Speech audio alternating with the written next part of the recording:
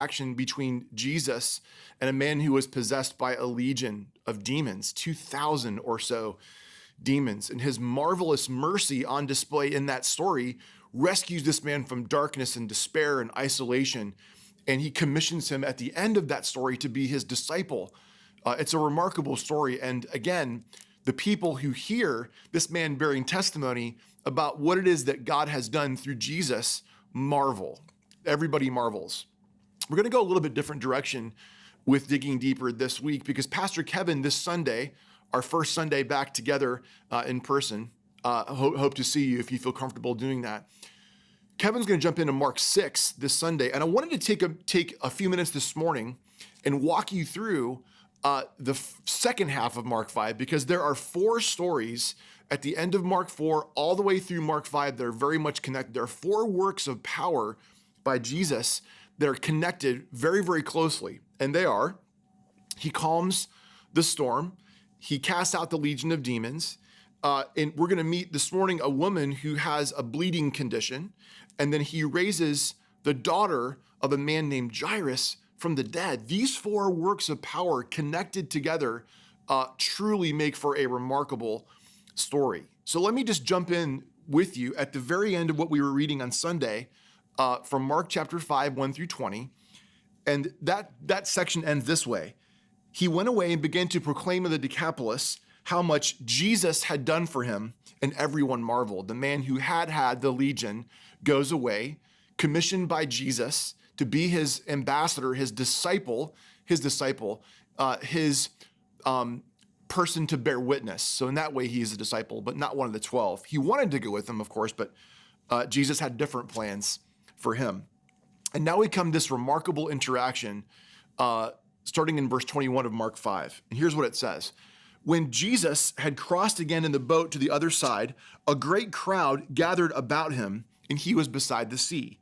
Then came one of the rulers of the synagogue, Jairus by name, and seeing him, he fell at his feet and implored him earnestly, saying, "My little daughter is at the point of death. Come and lay your hands on her, that she may be made well and live." And he went with him. Already a remarkable situation. So Jesus arrives on the other side of the sea. We're back in Israel now. They have sailed in the boat back from east to west.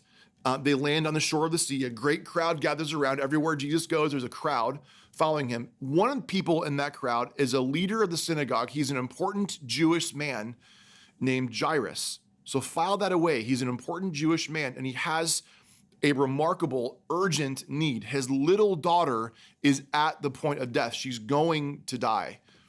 I remember when our daughter Hannah was very, very little, we had been getting ready to go out, my wife and I, and we had gotten out of the shower, and she went into the shower to play after we had gotten out, and she stuck her finger in the drain, and we didn't hear her for a while. When you don't hear a little one for a few minutes, you get nervous, and so we went in there, and she had her finger stuck in the drain, couldn't get it out. So we unscrewed the drain, and there she is with the drain in her finger. And her finger was swelling and bleeding, and she was upset, and I was freaking out. First and only time in my life I called 911. Called 911, and I think like 6 of these huge firemen came to the house. They cut the drain off around her finger, and everything was fine. It was remarkable. It was like, it was a whirlwind.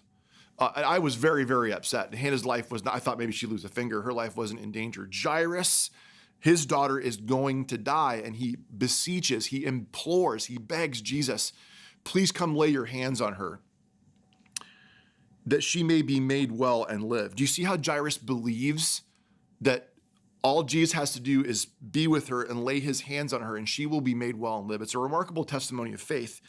Jesus goes. A great crowd followed him, verse 24, and thronged about him. The crowd crowds him, is what the original language says.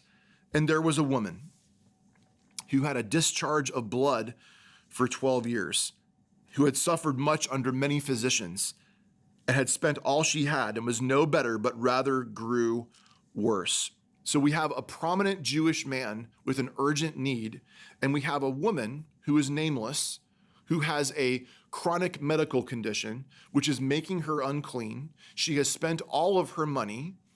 Her situation is deteriorating. She's getting worse. So you had this remarkable contrast with Jairus and an unnamed, unclean woman. Watch what happens. She had heard the reports about Jesus and came up behind him in the crowd and touched his garment. For she said, "If I touch even his garments, I will be made well." Same language that Jairus uses. Jairus believes that if Jesus touches his daughter, she'll be made well and live. The woman believes if she even touches his clothes, she'll be healed from her affliction.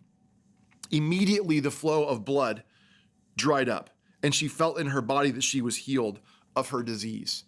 You have remarkable contrasts here, friends. You have 12 years contrasted with immediately. You have an unclean, unnamed woman with a prominent named Jewish man. Mark loves to throw things alongside the other for contrast, for emphasis sake. The flow of blood dried up, verse 29, she felt in her body she was healed of her disease. And Jesus, perceiving in himself that power had gone out from him, immediately turned around in the crowd that was thronging around him, remember, and said, "Who touched my garments?" This is where the disciples get confused. Verse 31, his disciples said to him, "You see the crowd pressing around you and you say, 'Who touched me?' Like, take your pick. Could have been any number of people." He looked around to see who had done it. He doesn't not know, he does know who touched him, but the disciples are involved. He continually involves the disciples to get them to understand and to see, or to try to get them to see what's really going on. He looked around to see who had done it. Verse 33, the woman, knowing what had happened to her, came in fear and trembling and fell down before him and told him the whole truth, her whole story. He already knows the story. But this confession, she has touched a rabbi in a situation where she is unclean. And normally an unclean person touching a clean person, the uncleanness transfers. The cleanness from Jesus transfers from him to her. I want to go back for a minute. Verse 29, she felt in her body that she was healed of her disease. The language there in the original, friends, indicates that she would never have a relapse. It was over and it was done forever. How marvelous. He said to her daughter, your faith has made you well. Go in peace again and be healed of your disease. Be restored. And it will never, ever occur again. Be healed. Be well. Go in peace. He refers to her as daughter as a term of affection. He's not being condescending. It's a term of affection. All of this is happening, and Jairus' daughter is about to die. A prominent Jewish man has a daughter with an urgent medical need, and Jesus has stopped on the way to his house to tend to an unnamed, unclean woman with a chronic condition who is penniless and deteriorating. He stops, he interrupts this mission he has to go to Jairus' house by dealing with this woman. While he was still speaking, verse 35, there came from the ruler's house some who said, your daughter is dead. Why trouble the teacher anymore? Jesus' delay, I can imagine the disciples getting anxious. His delay on the road with this woman has meant that in the meantime, Jairus' daughter has died. What's the point? Why bother to teach her? Think she's dead. It's over. Verse 36, but overhearing what they said, Jesus said to the ruler of the synagogue, to Jairus, do not fear, only believe. I have told you many times before that do not fear is the most frequently given command in all of Scripture. And here it is again. He allowed no one to follow him except Peter and James and John, the brother of James. They came to the house of the ruler of the synagogue, and Jesus saw a commotion, people weeping and wailing loudly. In the East, mourning and grieving is public. This family, Jairus' family, would have hired mourners to come to the house to make a commotion, to say to the community, this is how much we loved our daughter. Listen to the pain coming from this house. It may sound strange to us, friends, but in this culture, in our culture, grieving is private. Grieving is personal. In that culture, grieving is public. and it's a community enterprise, like most everything else. When he entered, he said to them, "Why are you making a commotion and weeping? The child is not dead, but sleeping."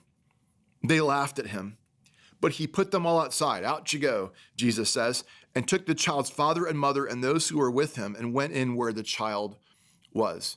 Friends, it's important to make an observation here.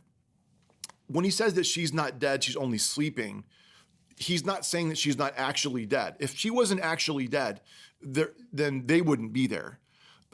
There are estimates, I have read widely about this, that somewhere between 25 to 30% there was a 25 to 30% mortality rate for infants in the first century.